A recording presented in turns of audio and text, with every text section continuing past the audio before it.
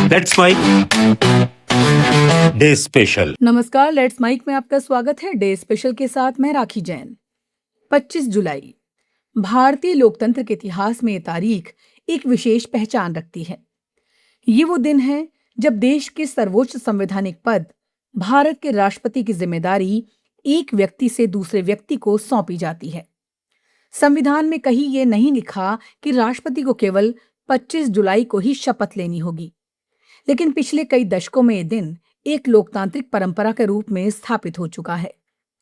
वर्ष 1977 से लगभग हर नियमित राष्ट्रपति ने 25 जुलाई को ही पद और गोपनीयता की शपथ ली है। यही कारण है कि 25 जुलाई को भारतीय लोकतंत्र के शांतिपूर्ण सत्ता हस्तांतरण और संवैधानिक निरंतरता के प्रतीक दिवस के रूप में भी देखा जाता है। भारत का संविधान 26 जनवरी 1950 को लागू हुआ और उसी दिन देश के प्रथम राष्ट्रपति राजेंद्र प्रसाद ने पदभार संभाला। इसके बाद राष्ट्रपति पद के कार्यकाल की संवैधानिक व्यवस्था 5 वर्ष निर्धारित की गई। हालांकि शुरुआती वर्षों में शपथ ग्रहण की तिथियां अलग अलग रहीं, क्योंकि संविधान लागू होने, कार्यकाल समाप्त होने और मध्यावधि परिस्थितियों के कारण नियमित क्रम विकसित नहीं हो पाया था।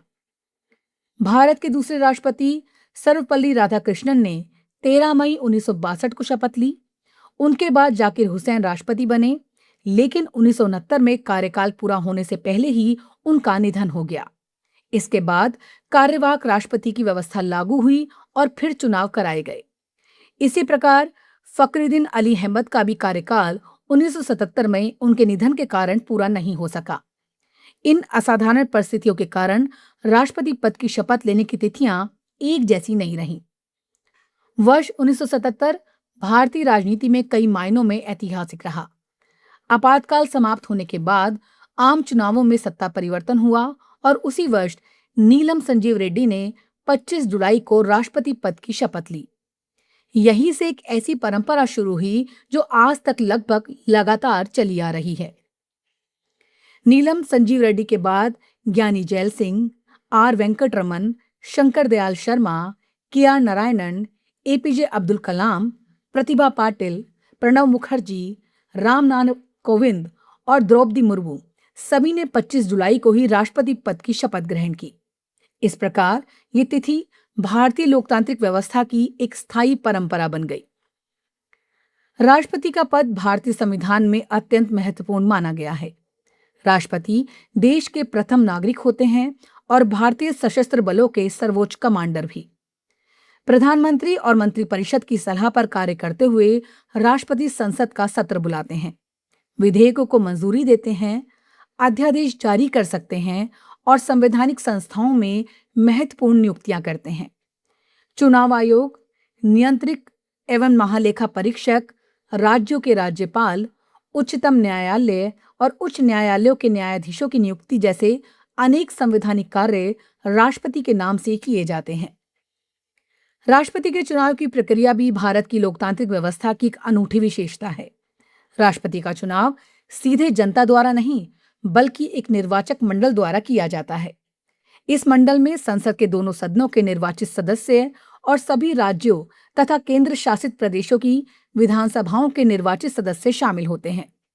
मतदान गुप्त मतपत्र और एकल हस्ताक्षरीय मत प्रणाली के आधार पर होता है, ताकि संघीय ढांचे और राज्यों के प्रतिनिधित्व के बीच संतुलन बना रहे। 25 जुलाई को होने वाला शपथ ग्रहण समारोह भी भारतीय लोकतंत्र की गरिमा का प्रतीक माना जाता है।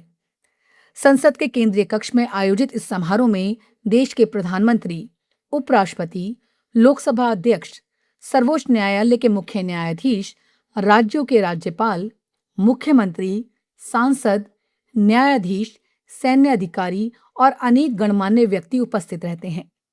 भारत के मुख्य न्यायाधीश नवनिर्वाचित राष्ट्रपति को पद और गोपनीयता की शपथ दिलाते हैं। इसके बाद राष्ट्रपति राष्ट्र को संबोधित करते हैं और औपचारिक रूप से अपना कार्यभार संभालते हैं। भारत के लोकतांत्रिक इतिहास में सत्ता परिवर्तन कई बार हुआ, सरकारें बदली, राजनीतिक दल बदले, लेकिन राष्ट्रपति पद का हस्तांतरण हमेशा शांतिपूर्ण, संवैधानिक और गरिमापूर्ण ढंग से होता रहा। यही भारतीय लोकतंत्र की सबसे बड़ी ताकत है। ये परंपरा दुनिया को ये संदेश देती है कि लोकतंत्र केवल चुनावों से नहीं, बल्कि संवैधानिक संस्थाओं के सम्मान और उनकी निरंतरता से मजबूत होता है। नमस्कार।